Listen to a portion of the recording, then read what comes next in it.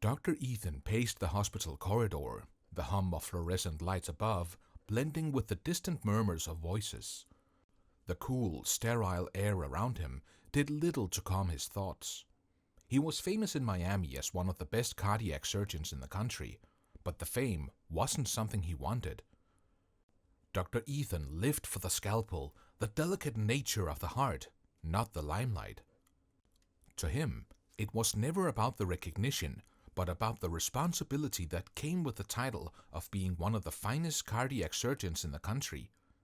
He'd perfected the art of keeping a low profile, a man who saved lives and then disappeared into the quiet comfort of his modest life. But no matter how much he tried to avoid it, his reputation grew beyond his control. Invitations to charity galas, fundraisers, and high society events flooded his mailbox, most of which he declined. Tonight was different. It wasn't about networking or rubbing shoulders with Miami's elite. It was about children, innocent lives in war-torn countries. That was a cause he couldn't ignore. As one of the architects of the fundraiser, his presence was expected, and even though the bright lights and attention made him uncomfortable, Dr. Ethan knew his voice could make a difference. Melinda Bells, on the other hand, lived for these moments. The heiress had always been the center of attention, even before her parents' wealth transferred into her manicured hands. Now, with more money than she could spend in a lifetime, Melinda sashayed through life as though the world itself was on her payroll. She was always dripping in designer labels and never seen without her entourage. Melinda viewed the world as her playground and its people as pawns meant to entertain her. The charity event was just another backdrop for her extravagant lifestyle. As she pulled up in her gleaming, costume-made sports car, the valet staff scrambled to accommodate her. She stepped out in a glittering gown, effortlessly drawing gazes from all around. But she wasn't here to make a difference for the children. She barely spared a thought for them. No, this event was the perfect stage for connecting with her influential circle and staying ahead of the city's most luxurious gossip. Inside, Dr. Ethan stood at the podium, addressing the room of philanthropists, corporate titans, and socialites. His speech was heartfelt, outlining the harsh realities of healthcare in underdeveloped nations, the staggering lack of resources, and the innocent lives that could be saved with the proper support. As he spoke, Melinda sipped her champagne, half listening, more interested in exchanging smirks with her equally wealthy friends. To her, this was all a formality, a necessary performance for maintaining her image as someone who cares. When Dr. Ethan finished and began mingling with the guests, it wasn't long before his path crossed with Melinda's. She didn't hide her disdain. "Why can't the rich people in those countries handle this themselves?" she asked, her voice dripping with condensation. The champagne glass was clutched delicately in her manicured hand. Dr. Ethan was put off guard by her question, but maintained his composure.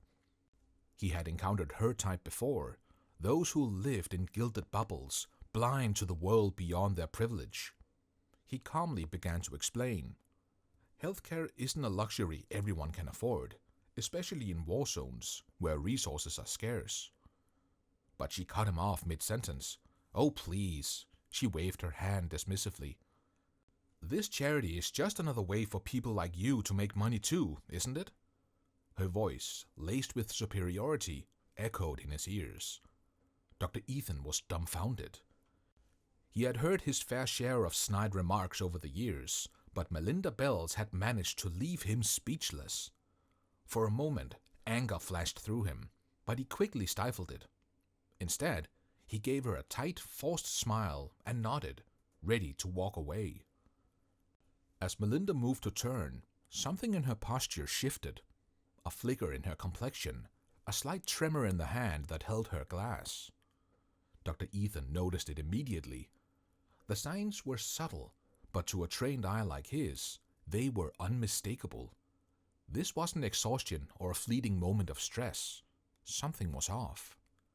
His instinct as a doctor urged him to say something, but he knew it was pointless. Melinda would brush it off just as quickly as she had dismissed his earlier words. He watched as she turned away, her laughter loud and hollow as she rejoined her friends. In the days that followed, Melinda's words haunted him. He wasn't one to dwell on personal slights, but this was different. There was something about the way she looked that night, a deeper issue that had nothing to do with her attitude. He spent his free time reviewing medical journals, piecing together symptoms he had noticed: her pale complexion, the tremor, the subtle clutch of her chest.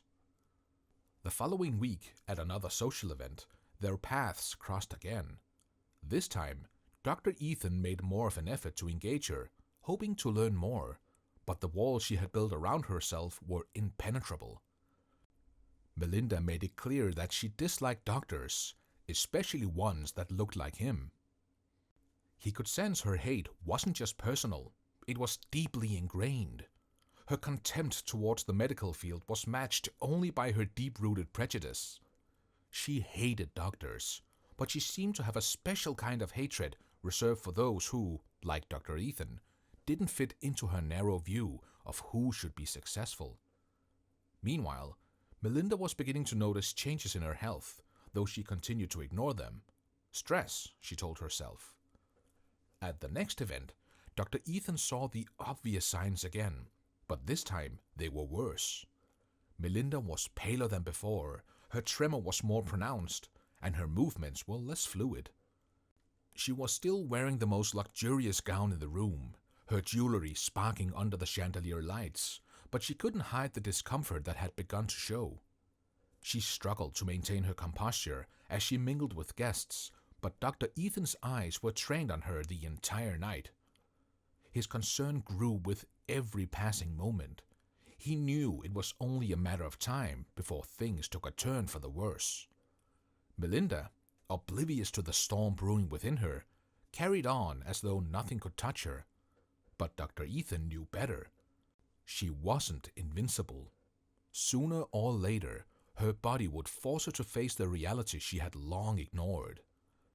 Melinda stood in the center of the grand ballroom, bathed in the warm glow of the crystal chandeliers, her voice slicing through the evening chit-chat. Her words carried the confidence of someone used to commanding attention, but beneath the surface, her body was betraying her. Dr. Ethan, watching from the edge of the crowd, couldn't ignore what was now happening. Her labored breathing, the faint sheen of sweat that glistened under her makeup, and the way her hands gripped the podium with more force than usual. But Melinda was a master of disguise, an expert at hiding her vulnerabilities behind the polished mask of wealth and status. Halfway through her speech, her words stuttered. She blinked twice, as if trying to reset herself. The room, sensing something was off, fell into silence. Melinda's hand reached for the podium, her knuckles white as she struggled to steady herself. But it was no use. Her legs gave way, and with a gasp that seemed to echo in the still air, she collapsed. For a heartbeat, time stood still. Then chaos erupted. Guests rushed toward her, a clamor of gasps and murmurs filling the room as they tried to make sense of what they had just witnessed. Someone screamed for a doctor, while others fumbled with their phones, unsure whether to call an ambulance or stand there, frozen in shock. Dr. Ethan was already moving, pushing through the crowd with calm authority. His face remained composed, his focus entirely on the woman who had treated him like nothing more than a minor inconvenience in her life. Kneeling beside her, he addressed the situation with the protection that only years of medical expertise could bring. Her pulse was weak. Shallow breaths barely escaped her lips. The guests watched, transfixed as he worked, murmuring amongst themselves about the irony of it all. Many had been there that night when Melinda had publicly humiliated him, dismissing his profession, his very existence with the flick of her hand. And now, here he was, the only one capable of saving her life. But Dr. Ethan wasn't thinking about that. His mind was focused on stabilizing her. He tilted her head back slightly, ensuring her airway was clear. With quiet but firm instructions, He directed a nearby guest to call for an ambulance, his tone calm despite the growing tension in the room. As he continued his work, the murmurings grew louder. People whispered about Melinda's notorious hate for doctors, how she'd once bragged about never needing medical advice because money buys health, as she liked to put it. Now, those same people watched in disbelief as the very man she had ridiculed fought to keep her alive. Minutes passed like hours. The once grand and lively ballroom had transformed into a stage for an unexpected drama with Dr. Ethan at the center. The sound of silence finally pierced the heavy silence, and the paramedics rushed in. The lead paramedic, a man in his mid-40s, nodded in respect to Dr. Ethan. "You've stabilized her," he said, his voice low but appreciative. "That might have made all the difference." Together, they transferred Melinda onto a stretcher, her once vibrant figure now small and fragile beneath the medical equipment. As they wheeled her toward the ambulance, the crowd parted, the weight of the moment pressing on every soul in the room. Dr. Ethan, now standing in the aftermath, watched as the ambulance doors closed with a loud thud, its sirens wailing into the night. The ballroom was left in stunned silence. Guests, who had just an hour ago toasted to their fortunes and exchanged shallow pleasantries, now found themselves whispering. There was a shared understanding among them, a collective realization that wealth, power, and prestige meant nothing in the face of mortality. And at the heart of it all was Dr. Ethan, a man of unshakable integrity, who had not hesitated to save the life of a woman who had treated him with nothing but contempt. Later that night, as the last of the guests trickled out, the story of Dr. Ethan's heroism spread. He didn't bask in the glory, though. For him, it was another day, a life saved, a job done. He didn't need applause or validation. His worth was measured in far more important ways. In the sterile, quiet room of the hospital, Melinda lay in a stark contrast to the image she had always projected. There was no lavish gowns or glittering jewelry, just the soft hum of machines monitoring her every breath. For the first time in years, she felt vulnerable, genuinely vulnerable. The doctors had explained it to her.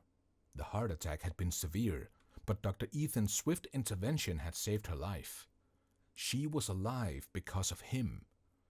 Her pride, her ego had always been her armor, but now it felt more like a prison. She had mocked him, belittled him, and yet he had been the one to keep her alive. She couldn't shake the image of him, calm, collected, as the world around them had spun into chaos. Days later, after much internal struggle, she requested a meeting with him. When Dr. Ethan entered her hospital room, there was no hostility in her eyes, just quiet professionalism. He didn't need her apology. He wasn't the type of man to hold on to grudges, but she needed to give it. "I owe you an apology, Dr. Ethan," she began, her voice softer than he had ever heard it. "I was wrong. About everything." He nodded, not saying a word, allowing her the space to continue. "I've lived my life believing I didn't need anyone, that I was above it all," she confessed, her eyes unable to meet his. "But you showed me I was wrong. You didn't have to help me, but you did, and I—" She paused, her voice faltering.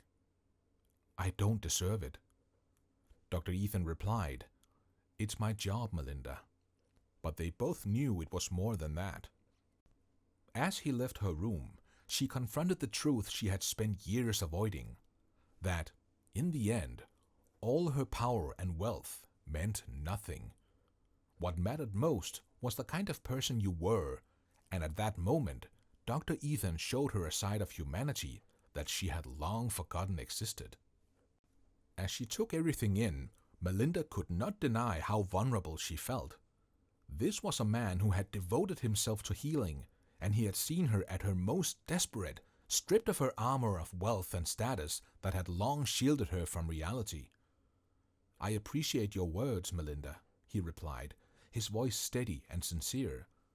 "But my job has always been here to help people, no matter who they are or what they've done. I didn't think about what happened between us before. I just saw someone who needed help." His words, though simple, resonated deeply within her. They were not merely an acknowledgement of her gratitude. They were a reflection of his character. For so long, she had viewed the world through the lens of privilege, measuring worth by status and fortune. However, Dr. Ethan showed her that a person's true value lies in compassion, integrity, and willingness to help others without expectation of reward. In the face of her arrogance, Dr. Ethan had stood firm, demonstrating an incredible strength that exceeded her hatred. Melinda decided then and there to embrace a different path, one that involved using her influence and resources to support meaningful causes and extend the care and compassion she had once dismissed so easily. In the days that followed, Melinda's transformation was notable to those around her. The once unfriendly socialite now took an active interest in healthcare initiatives, channeling her resources towards funding programs in underserved communities. The superficial concerns that had once occupied her thoughts faded away, replaced by a genuine desire to make amends for her past attitudes. The memory of Dr. Ethan's relentless kindness served as a constant reminder of the profound impact humility and empathy could have on a person's life. Her growth reached a pivotal moment when Melinda stood before a gathering of her peers, her voice steady yet filled with emotion. With a vulnerability that contrasted sharply with her previous persona, she offered a heartfelt apology to those who had witnessed her earlier behavior. "I was blind to what truly matters," she admitted, acknowledging how she had once looked down on the medical profession and the incredible people within it. "I had forgotten that behind every title and bank account, there are human beings striving to make a difference." But it was her direct apology to Dr. Ethan, both public and private, that struck the deepest chord. She expressed her sincere gratitude for his intervention, her regret for having treated him with such disdain, and her determination to change her ways. "You taught me that real power lies in kindness and compassion, and for that, I am forever grateful." Melinda took tangible steps to create a lasting impact. With renewed purpose, she used her wealth and influence to advocate for healthcare equality, funding free clinics in marginalized areas, and ensuring that the care she had received was accessible to those less fortunate. The swift shift from self-centered socialite to passionate philanthropist was genuine, and her efforts did not go unnoticed. Months after her recovery, Melinda organized a charity event that was a far cry from the extravagant galas of the past. This gathering had a singular purpose: to launch a new community health initiative aimed at providing essential healthcare to neglected communities. However, this event was unique. It was named in honor of Dr. Ethan. As Melinda took the stage, anticipation crackled in the air. Her guests, many of whom had witnessed the old Melinda, now leaned in as she delivered a heartfelt speech about her journey.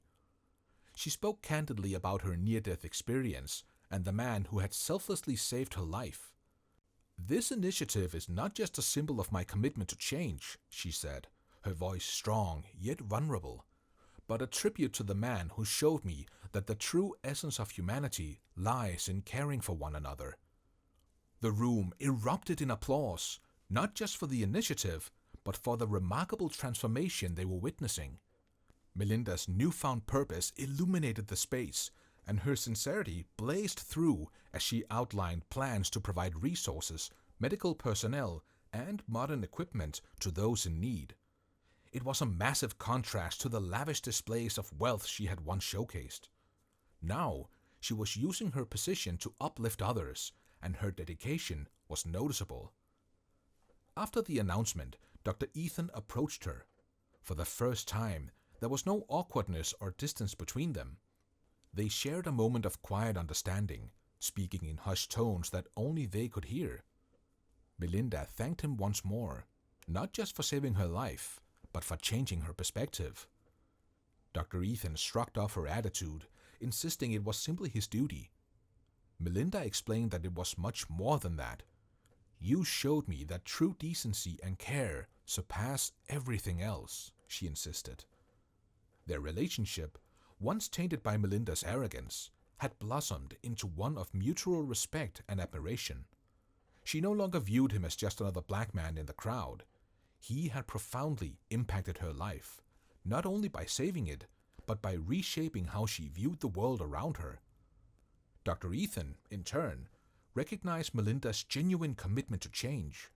She wasn't merely apologizing out of guilt. She was actively working to become a better person, and that was something he admired deeply. As Dr. Ethan reflected on the events that had transpired, a sense of quiet satisfaction enveloped him.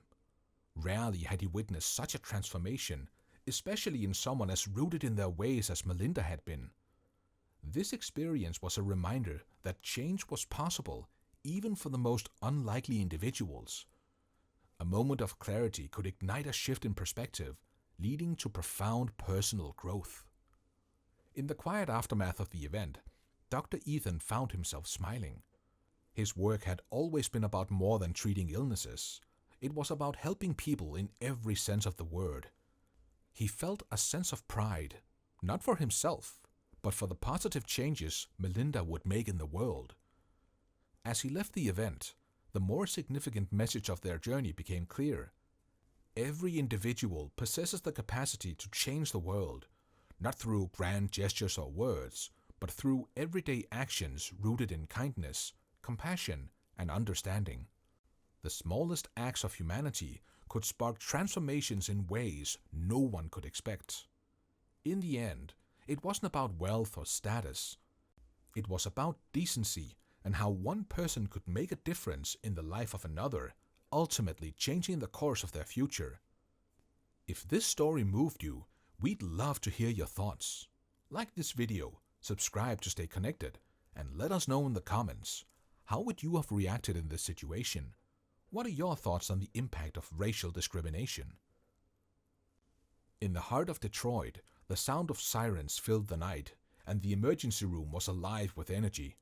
Time felt both infinite and agonizingly fleeting as Kate was rushed in, her body barely clinging to life, while her husband, Mark, watched helplessly. He felt as though the world was crumbling around him, his mind racing with anxiety and fear for the woman he loved more than anything. "Please, someone help her!" he shouted, his voice cracking, the raw urgency tearing at his throat as he watched the medical team spring into action around his wife. Dr. Anthony was among the small crowd of whitecoats and scrubs trying to save Kate's life. He was known for his remarkable skill and unshakable calm. His broad shoulders and steady gaze exuded a quiet strength, yet as Mark's eyes locked onto him, he felt a surge of anger. "What? No, not him!" Mark's voice sliced through the chaos, a mix of desperation and unfounded rage. "I don't want a black doctor treating my wife!" The room went still, the air thickening with a tension that felt almost suffocating. The nurses exchanged glances, their expression a blend of shock and concern. They knew Dr. Anthony's reputation. He was not only one of the best doctors in the city, but also a man of deep compassion, driven by a belief that every life mattered equally. "Mr. Mark," one of the nurses began gently, her voice trembling. "Dr. Anthony has saved countless lives. He's the best we have right now, and Dr. William isn't on shift. We need to act fast." Mark's eyes flared with anger. "I don't care who he is or how many lives he's saved. My wife is dying. I want Dr. William here, now. Wake him up if you have to." Mark felt a conflicting whirlwind of fear and bias battling within the confines of his heart. Each second felt like a lifetime as the medical team scrambled to appease him, yet Kate's condition deteriorated.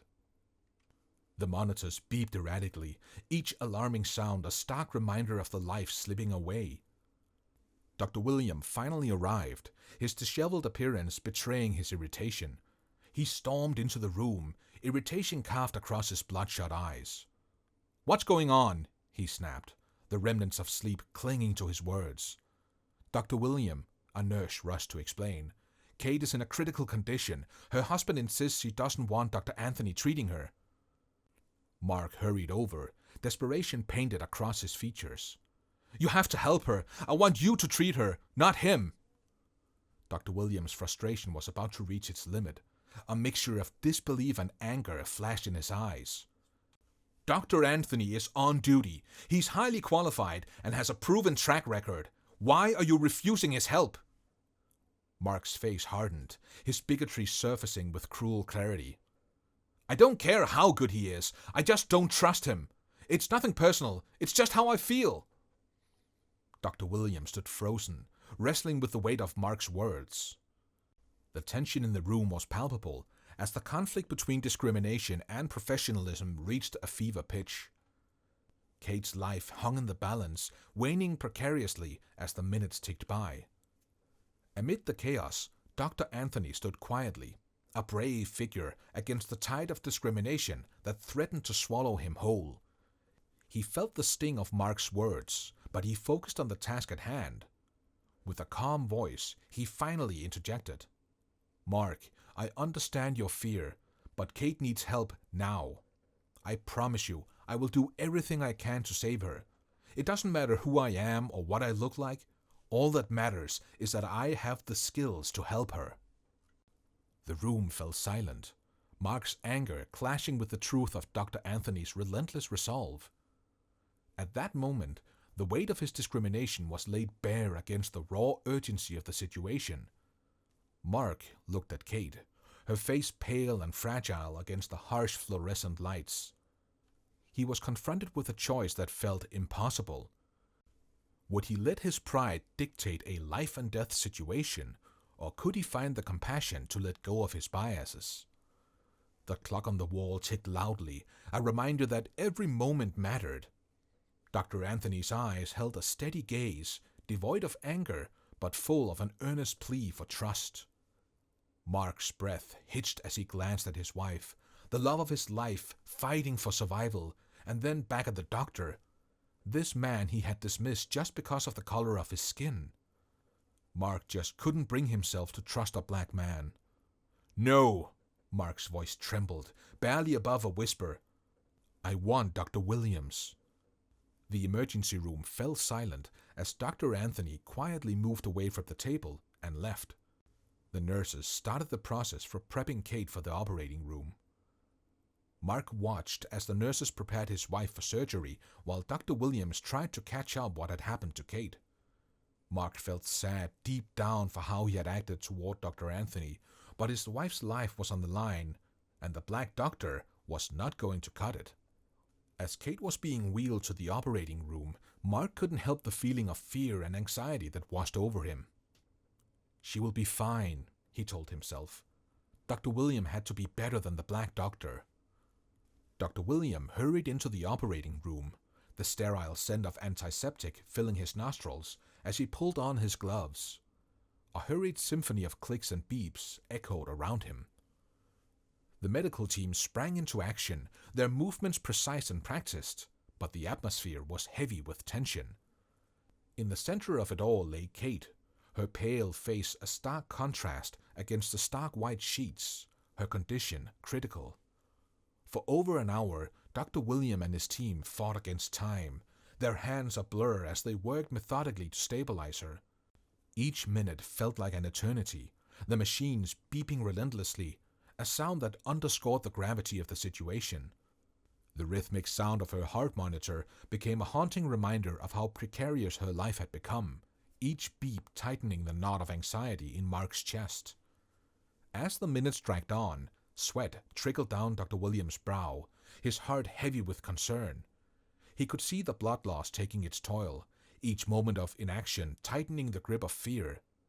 Finally, after what felt like an eternity of frantic effort, Dr. William came out from the operating theater, his face edged with exhaustion and concern. Mark rushed toward him, his heart pounding in his chest, fear radiating from his every pore. How is she? Is she going to be okay? His voice trembled, a threadbare echo of the hope he had clung to desperately. Dr. Williams sighed heavily, wiping his brow with the back of his gloved hand. "We've done everything we can, but your wife has lost a significant amount of blood. She's going to need a blood transfusion immediately, or we won't be able to save her. The problem is, she has a rare blood type, O negative, and we don't have any in the hospital right now." Mark's face fell, the weight of Dr. Williams' words crashing down on him. His hands trembled as panic surged through him. "What do we do? How can we get the blood in time?" Dr. Williams shook his head, frustration evident in his voice. "There's no time to wait for a supply. She needs it now." Mark stood there, frozen in panic, his mind racing but finding no answers.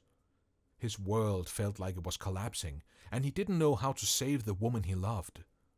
Mark could not believe what he was hearing. Dr. Anthony, who had overheard the conversation from down the hall, quietly approached. He had been observing from a distance, his professional instincts and compassion overriding the personal insults he had endured earlier from Mark. He knew exactly what had to be done, and without hesitation, he stepped forward. "I have the same blood type as your wife," he said quietly, his voice calm but firm. The words hung in the air, startling everyone in the room. Mark's head snapped toward him, shock and disbelief across his features. Dr. William looked at Dr. Anthony, relief washing over him, surprised yet deeply appreciative of his colleague's selflessness.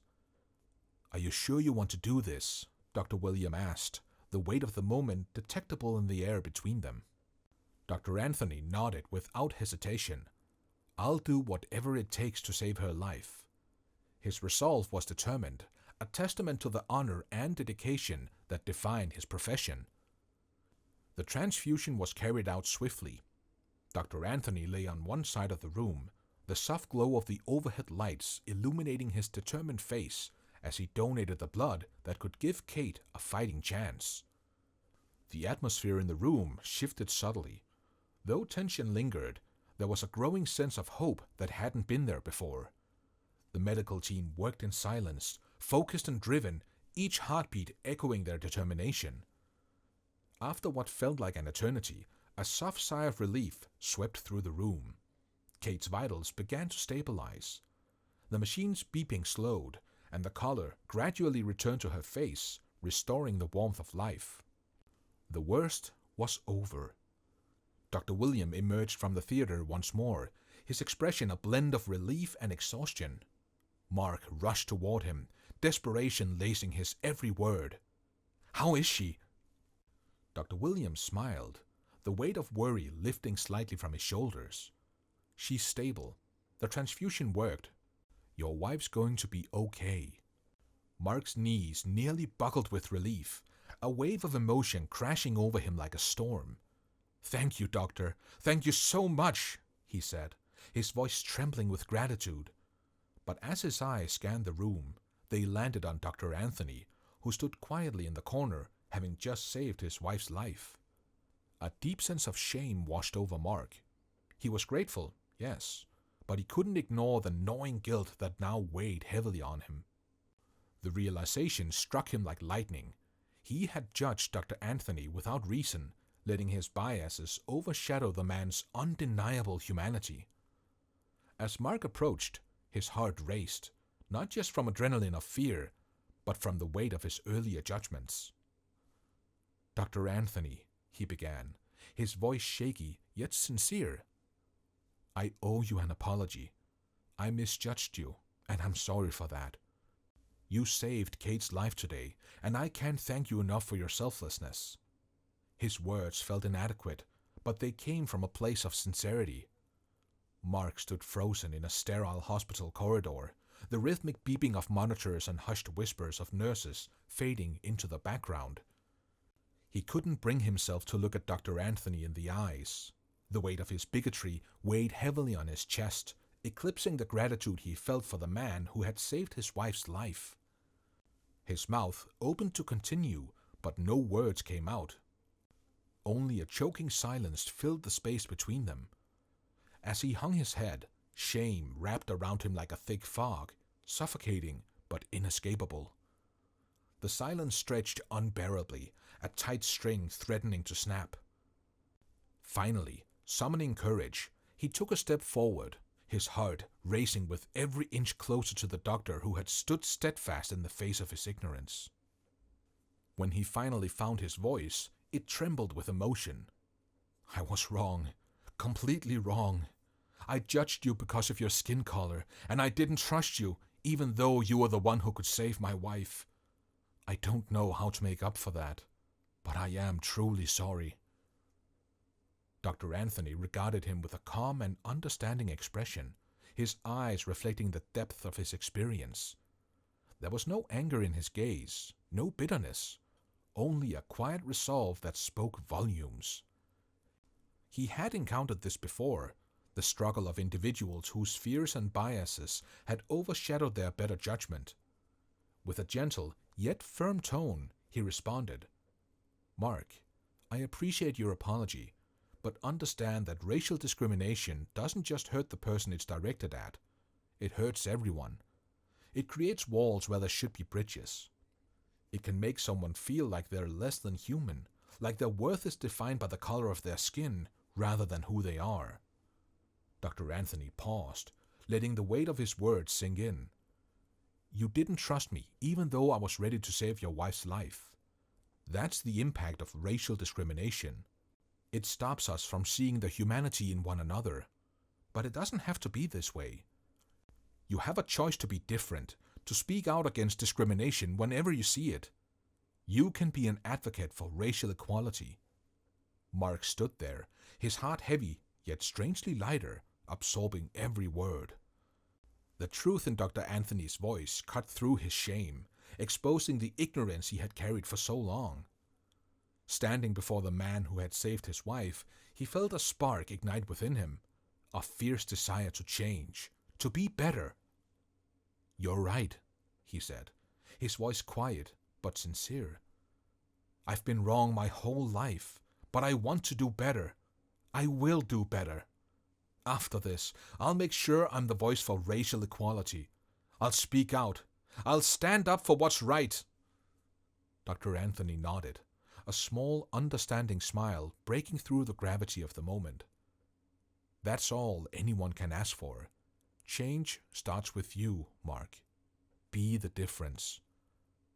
From that moment on, Mark felt the transformation awakening within him. He knew he couldn't just walk away unchanged. He had to carry Dr. Anthony's words with him, not merely as a reminder of his mistakes, but as a call to action. The weight of the moment settled between them like a sacred pact, and one question lingered in the air, echoing in Mark's mind, and perhaps in the hearts of all who witnessed this story. How many lives have been lost or nearly lost because of the walls we build between each other? In the face of prejudice, we all have a choice: to let ignorance guide us, or to open our eyes and see the humanity in one another. What will you choose when the moment arrives? Will you stand for equality, or let another life hang in the balance? Change begins with each of us. If this story moved you, we'd love to hear your thoughts. Like this video, subscribe to stay connected, and let us know in the comments, how would you have reacted in this situation? What are your thoughts on the impact of racial discrimination? Let's continue this crucial discussion. As Marcus stepped through the grand entrance of the hotel, the luxurious surroundings were almost like he had entered a different world. The lavish chandeliers cast a warm glow on the marble floor, which seemed to shine beneath his polished shoes. He couldn't help but admire the impeccable fit of his tailored suit, a symbol of the hard-earned success he had achieved. Yet, as he walked deeper into the luxury, he felt the familiar sting of an invisible barrier, a wall built from the prejudice of others. It was a wall not made of concrete, but forged from narrow minds, incapable of seeing beyond the color of his skin. It was evident to Marcus that this was a place where they believed no black man could ever be seen enjoying its luxuries. The hotel, a place that should embody warmth and hospitality, felt cold and unwelcoming. As he entered, Marcus sensed their eyes on him. The skeptical glances of the staff behind the reception desk and the quick judgmental looks exchanged among the bellboys. He knew what they were thinking, weighing him like a book by its cover, branding him with their preconceived notions. To them, he was just another black man who had stepped into a space that was not meant for him. Every eye that lingered on him was a reminder of the discrimination that had shadowed him throughout his life. The tension in the air felt thick, as if the very essence of the hotel recoiled at his presence. The grandeur he had always associated with success seemed overshadowed by their hate. He noticed how the staff attempted to carry on with their duties while their discomfort leaked through the cracks of their practiced smiles. They had already judged him and marked him as an intruder, and it was disappointing to realize how quickly they dismissed him without knowing anything about his story. Though his wealth could purchase any luxury, it could not buy the acceptance he craved. With every step he took on the marble floor, he made sure that they knew their glances and hushed whispers did not affect him.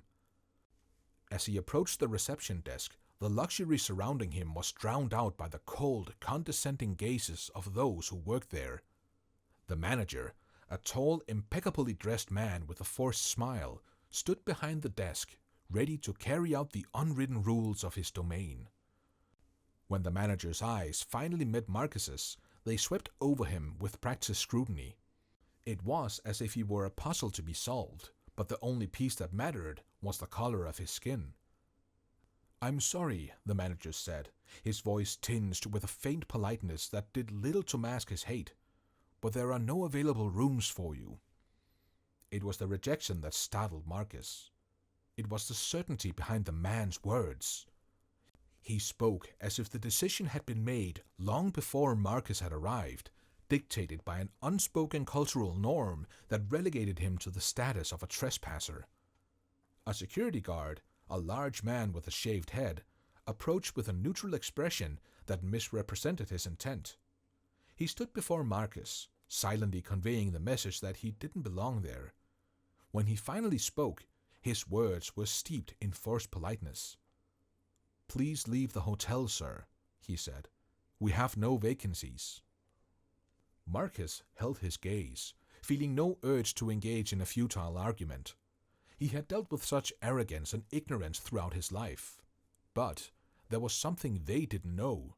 Their world was on the brink of transformation, and he was a catalyst. As he turned to leave, his footsteps echoed against the marble, each one a reminder of what was yet to come.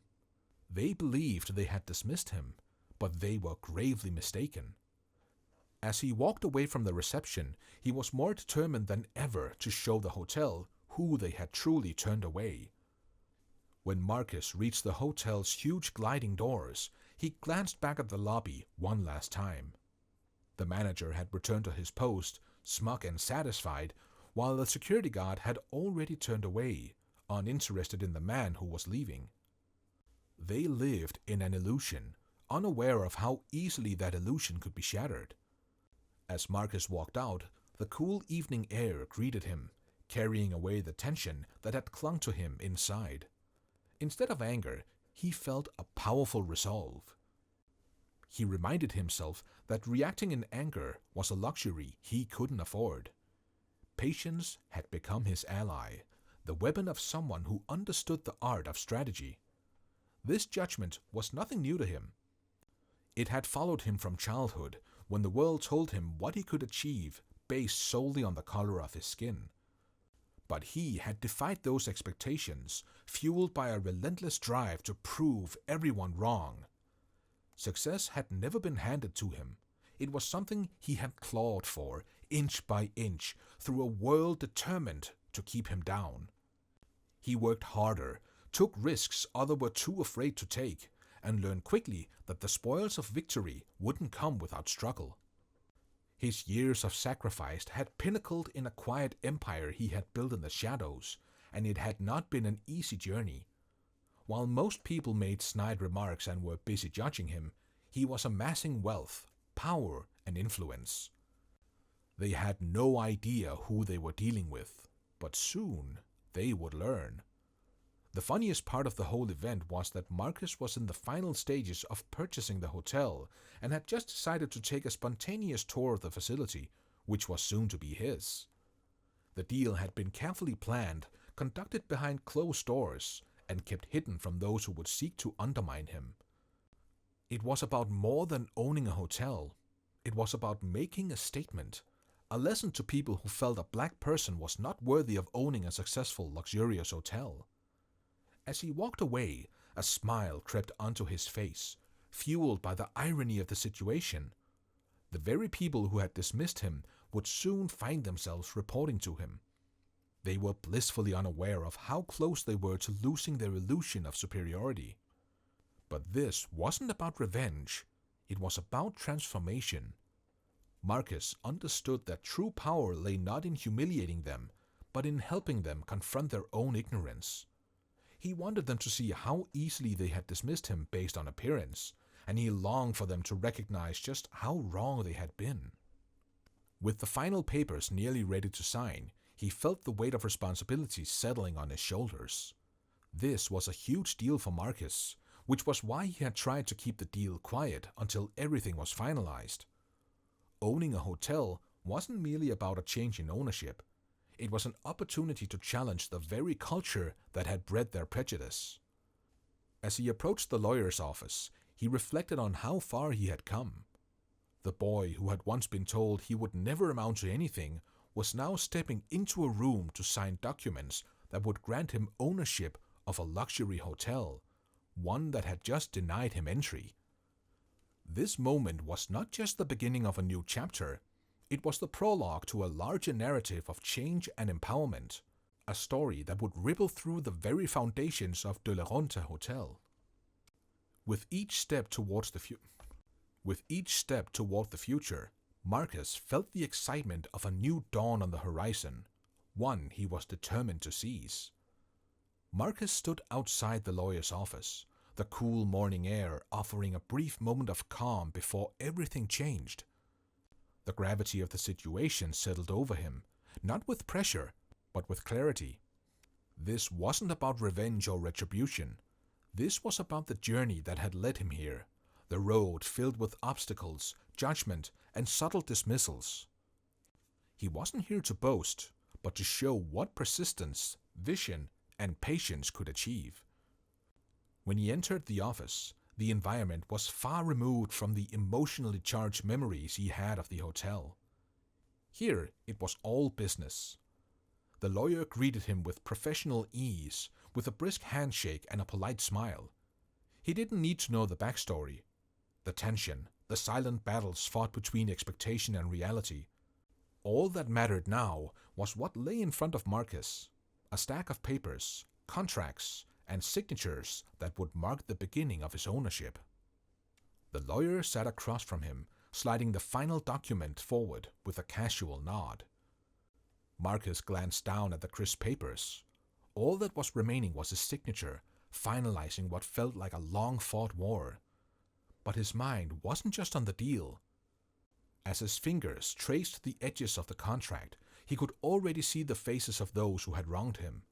He didn't see it as revenge, but as a lesson, one they wouldn't forget. He imagined stepping back into the hotel, the look of recognition dawning upon their faces. But not yet. The timing had to be perfect. They were still living in their little world, blissfully unaware that the man they had dismissed so easily was about to change everything. He wasn't going to ruin the moment by rushing. The game had to be played to perfection. With a final stroke of the pen, Marcus sealed his fate, and theirs. Ownership was no longer an idea. It was his reality. As he stood to leave, the lawyer gave a congratulatory nod. Marcus smiled, his mind already far beyond the office, back in the lobby of that grand hotel. When he walked through those doors again, everything would be the same to them. Polished marble floors, extravagant chandeliers, and the staff who had made it abundantly clear where they thought people like him belonged. He would let them think they were still in control, at least for now. As Marcus approached the hotel later that day, the sun dipped low, casting long shadows across the building's entrance. He wasn't just a guest this time. As the valet took his car keys and walked to the huge doors, he was filled with excitement for what was to come. No longer was he the invisible man they had once shooed away. Now, every detail of this place belonged to him. The grand chandeliers, the polished marble, and the power that pulsed beneath the surface. He entered quietly, with no fanfare, just the soft tap of his shoes on the pristine floor. The staff buzzed around him, oblivious, treating him with the same half-hearted politeness reserved for people they thought they could overlook. It was subtle, but present. The sidelong glances, the indifferent nods, the way they instinctively gravitated toward guests they perceived as more important. To them, Marcus was still invisible, a man who blended into the background. He walked up to the front desk, where a clerk greeted him with the same rehearsed smile, a hint of condensation tucked behind her eyes. Marcus suppressed a grin, knowing what she didn't. He asked for the general manager, the man who had once denied him a room without so much as a second glance. Now, Marcus was here on different terms. The manager was waiting in his office, seated in the same chair that had once symbolized authority. His smile was tight, the kind given to guests he thought could spend just enough to matter, but not enough to be worth remembering. He launched into his well-rehearsed speech about the hotel's grandeur, unaware of who he was really talking to. It was almost laughable. The man who had believed he ran the show, utterly blind to the fact that the stage had already shifted. Marcus let him continue, nodding occasionally, studying every word, every gesture, as if cataloging them for future references. When he finally excused himself, he left the manager blissfully unaware of the truth. Not yet, he thought. The time would come soon enough. He strolled through the hotel, observing and watching the quiet arrogance in how the staff operated. He noticed the small things, the subtle dismissiveness towards certain guests, the way they smiled wider for some and barely at all for others. The security guard, the same man who had once walked him out without a second thought, still stood at his post. His eyes swept the room, ready to act, but once again, they slid right past Marcus as if he were invisible. Marcus felt a sharp thrill as he moved unnoticed through the lobby. He could change everything with just a few words, drop the truth in their laps, and watch their carefully built world collapse. But that wasn't his style. Not yet. The reveal had to be perfect, and patience had been his greatest ally all these years. In the days that followed, Marcus decided to test the waters. He made small changes at first, the kind that would grow quietly before building into waves. He promoted a handful of employees, people who had been overlooked and dismissed, just like he had been, people of color, who had worked harder and longer for half the recognition. Suddenly, those people were given power, and the cracks in the hotel's comfortable hierarchy began to show. The staff didn't notice it at first. Promotions happened. But as the faces in higher positions began to shift, and those who had been ignored starting stepping into roles of authority, complaints began to spread. The whispering started. Something was happening, something they couldn't quite put their finger on, but they were too comfortable in their routines to question it outright. Marcus observed all of it from the shadows, watching as the cracks widened. The power dynamics they had relied on, the judgments they had made so effortlessly, they were slipping, and yet they still had no idea why. He wasn't in a rush. He would continue watching and guiding things from behind the scenes. When the moment came, when they finally realized just how wrong they had been, the impact would be so much more significant. Marcus felt it in the air long before anyone else. It wasn't obvious, not something that could be easily named, but a quiet shift, like the slow creeping of shadows as the sun set. The hotel, with all its clean surfaces and polished appearances, was changing in ways no one could fully understand, and Marcus was at the center of it, orchestrating the shift from behind the scenes. Marcus had already started to make his play, and it was yielding effect, albeit slowly. His presence had already begun to reshape the hotel. The security guard, once a man of unyielding arrogance, still carried himself with that same inflated sense of importance. But Marcus could see it. The slight unease in his step, the flicker of concern in his eyes. Something was desperately disturbing most of the staff, but they could not pinpoint why some of the leadership changes were happening, or what and who was causing it. The authority most wielded, which they had considered the right to judge and control who belonged, was beginning to slip from their grasp like sand through fingers. As Marcus watched, the guard's gaze wandered, no longer quite as sure of himself. He saw people he once dismissed, guests and staff alike, moving with a newfound sense of recognition, subtle but unmistakable. They were no longer mere shadows in his periphery, but individuals who were now being treated with an air of respect that rattled him. But why? The man hadn't yet connected the dots. Behind the scenes, Marcus was making calculated moves, small, seemingly insignificant changes, a shift in the schedule here, a reassignment there, things no one would notice unless they were paying attention. And of course, they weren't. The arrogance of some of the hotel's staff and the complacency that came with feeling untouchable left them blind to the quiet revolution happening right under their noses. Marcus wasn't rushing anything. No, he wanted to see just how long it would take before the pieces clicked into place, before they realized the game had changed. And the beauty of it was, none of them knew who was pulling the strings. Marcus had called for a meeting the previous day. It had been announced as any other, a standard staff briefing to discuss operations. There was no build-up, no indication that anything unusual was about to happen. But Marcus could feel the tension as the staff gathered in the conference room. It was the kind of tension that existed just beneath the surface, a quiet discomfort that everyone sensed but no one dared to address. Marcus stayed back at first, observing. The manager strolled in last, still carrying the weight of his self-importance, but there was a crack in his armor now. His confident stride was slightly off, his eyes darting nervously around the room. He could feel it too, the shift, the unease, but like the others, he couldn't put his finger on why. Still, he tried to pretend that nothing was wrong, forcing himself into his usual routine. As the meeting went on, Marcus watched the facade begin to crumble. The manager's voice, usually booming with authority, was unsteady. He was trying to command the room as he always had, but the staff wasn't listening. They were distracted, exchanging uneasy glances, sensing that something had changed, but unsure of what. The manager pushed forward, determined to maintain the illusion of control. But Marcus knew.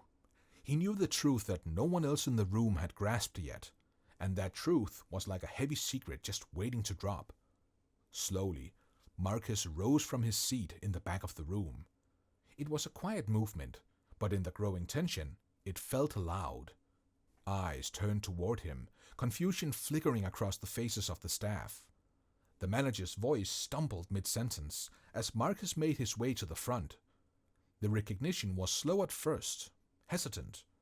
The manager's gaze met Marcus's, and there was a moment, just a fraction of a second, where understanding began to dawn, but it was quickly buried under disbelief. Marcus stopped, letting the room bask in the silence. His gaze swept over the staff, their faces a mix of confusion and mounting anxiety. There had been rumors that the hotel had a new owner, but they had all chalked it up to idle rumor. But they were not so sure anymore, given the changes that had been going on and the strange man strolling into a spontaneous staff conference meeting. They didn't know what was happening, but they could feel it, the weight of something about to snap into place. "I'm the new owner of this hotel," Marcus said, his voice steady and calm. It wasn't loud, But it didn't need to be. The impact was immediate. Shock rippled through the room like a wave.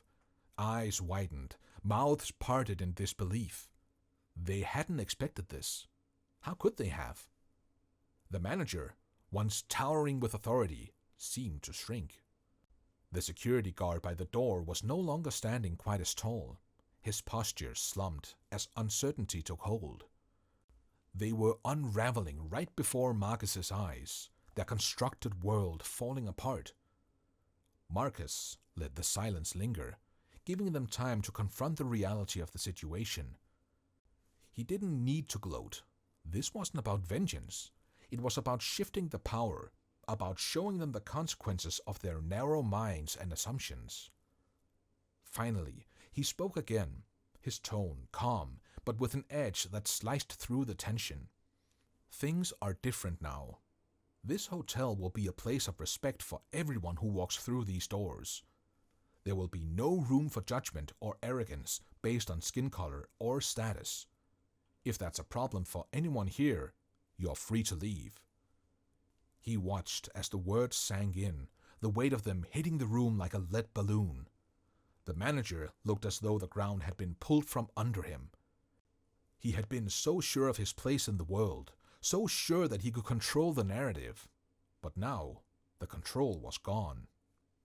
Marcus stood firm, watching the realization sink in. For too long, they had seen people like him as less than them. Now, they had no choice but to see him for who he truly was, the one holding all the power. At that moment, the hotel no longer felt like theirs. It was his. Marcus stood in front of the staff like a lighthouse beacon in a storm, his presence radiating authority and purpose. The room, once a place of unchallenged hierarchy, was now a cauldron of uncertainty. The staff exchanged side glances, their faces a mix of confusion and apprehension. The foundation of their established order, built on unwritten rules and unearned privilege, was beginning to change. "I'm not interested in where you come from, what you look like, or the size of your bank account," Marcus continued, his voice echoing with confidence as he moved deliberately among them. "What truly matters is how we treat each other and how we welcome every guest who walks through those doors. This isn't merely about running a business. It's about reshaping our very attitudes and actions, and that starts now." His words hung in the air like a thick fog, and he could see the gears grinding in the manager's mind, struggling to maintain the last vestiges of authority. But the reality was clear. His reign was over. Marcus paused before the manager, their gazes locking in a moment that felt timeless. "You've held the reins here for quite some time," Marcus said, his tone a blend of firmness and clarity. "But the way you've managed this place ends today." The manager opened his mouth to say something, but his voice failed him, caught between denial and acceptance. "I didn't mean—" Marcus raised his hand, cutting him off. "This isn't just about you," he stated, his tone brokering no argument. "It's about the toxic culture you've fostered, a culture that dismisses individuals based on superficial traits, that judges without understanding their stories. That changes today." The manager nodded slowly, his posture deflating as he recognized the gravity of the situation. His once commanding presence now seemed diminished. Marcus turned to face the rest of the team, their expression and combination of shock and dawning realization. "You have a choice," he declared, his voice steady and unwavering. "You can adapt to this new vision or walk away. I will not force anyone to stay, but if you choose to remain, understand this: things will change.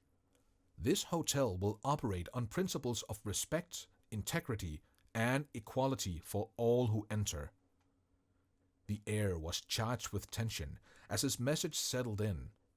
Some of the staff looked eager to speak, but their voices were muted by uncertainty and shame. The superiority they had worn like armor was now stripped away, revealing vulnerability and, for some, the first inklings of humility. A desire for revenge did not drive Marcus. That had never been his goal. He could have swept through like a storm, dismissing the entire staff and starting anew, but he knew that wouldn't address the underlying issue. He wanted them to understand the consequences of their actions and to confront the reality they had collectively created. And then, he wanted to give them a chance to change, to evolve from this pivotal moment. Some would seize that chance. Others might not. He locked eyes with the manager once more, allowing his words to settle heavily between them. "Now you will report to the new head of operations," he announced, identifying one of the employees he had recently promoted, a woman whose potential had long been overlooked. She stepped forward, her confidence shining brightly. The manager's expression was almost comical, a mix of resentment and reluctant acceptance flashing across his face. Yet, he remained silent, knowing there was no alternative left for him. As the meeting drew to a close, Marcus watched the staff exit, their heads bowed, moving through a world they were no longer sure they belonged in. The hotel was beginning to shift, not just in its physical ambience, but in its essence. It would become a haven where every individual felt valued, where respect was not a privilege, but a standard extended to everyone. Standing alone in the now empty room, Marcus felt a sense of fulfillment wash over him. He bore no bitterness or resentment, only a profound sense of accomplishment. He had not only bought one of the most prominent hotels in the country, he had provoked a cultural awakening, compelling its members to confront their biases and either change or be left behind. This was more than a singular act of retribution. It was about instilling a lesson that would resonate far beyond his time there. A lesson in compassion, respect, and the importance of seeing beyond the facade. Finally, that was the true triumph. As the final employee departed, Marcus felt a surge of optimism. It was the dawn of a new chapter, one brimming with potential, understanding, and the promise of a brighter future for every person who entered the lobby. If you love these stories, please like and subscribe to this channel. This will help us keep sharing amazing stories every day. Turn on our notification so that you get notified of any new stories. See you in the next one.